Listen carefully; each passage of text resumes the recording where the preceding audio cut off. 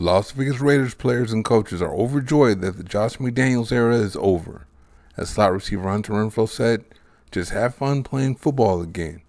Not just walking on eggshells everywhere. Just go out there and enjoy playing like we're kids.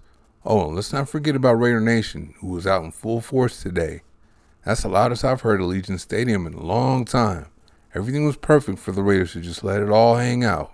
It was also a good opportunity for newly promoted head coach Antonio Pierce and offensive coordinator Bo Hardegree to prove they can come up with different tactics to lead to different results. And the results were different. Here are my takeaways from the Raiders' 30-6 win over the New York Giants. A big difference in today's game for the Raiders was the play at quarterback. As bad as Jimmy Garoppolo and Brian Hoyer have been this year, McDaniels refused to start Aiden OConnell after his one start in place of an injured Garoppolo. I thought that was the main part of his insanity. He really thought he was going to keep doing that and get a different result.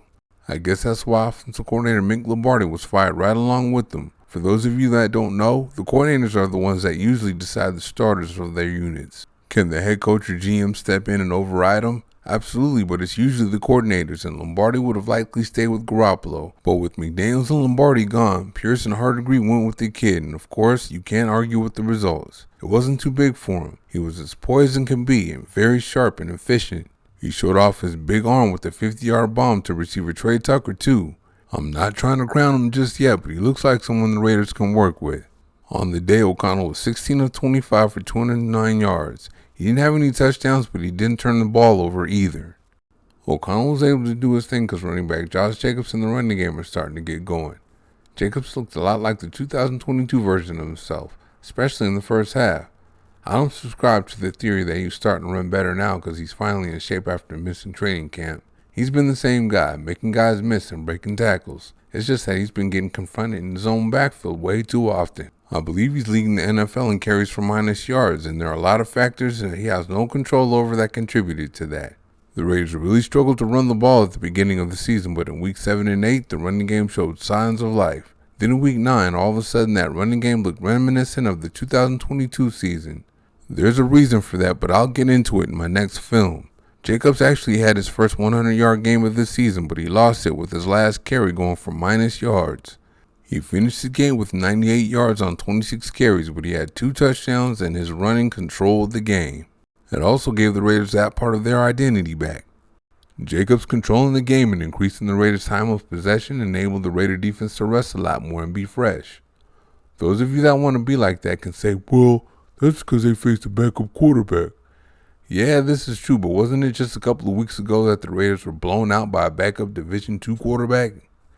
Let's remember we're comparing the Raiders to the Raiders here. They weren't exactly picked to go to the Super Bowl this year anyway. You gotta love the way the defense is playing right now, though. They were number 26 in the NFL in scoring defense last year at 24.6 points per game. Right now, the Raiders are number 19 in scoring defense at 21.4 points per game. The work the defense has done on creating more turnovers is paying off too. They were dead last in turnovers last year with 13 and are currently number 23 in that department with 10. The Raider defense had 2 turnovers against the Giants and could have had 4. They had 2 interceptions and should have had 3, with Marcus Peters dropping one to force a fumble they didn't recover. The NFL is a players' league now, so it's going to take a players' coach to win in today's league. All that military-minded, chain of command, Patriot way stuff, that's dead now. If McDaniels ever gets another opportunity, he's going to have to change his ways. Meanwhile, Pierce took over in a big way today with a 30-6 victory against the Giants. Pierce is a former player, so he's a player's coach, so those guys will run through a wall for him. Put that together with Hardegree tweaking the offense and the already improved defense, we just might have something here. An improved team, that is. Thank you for watching. See you next time.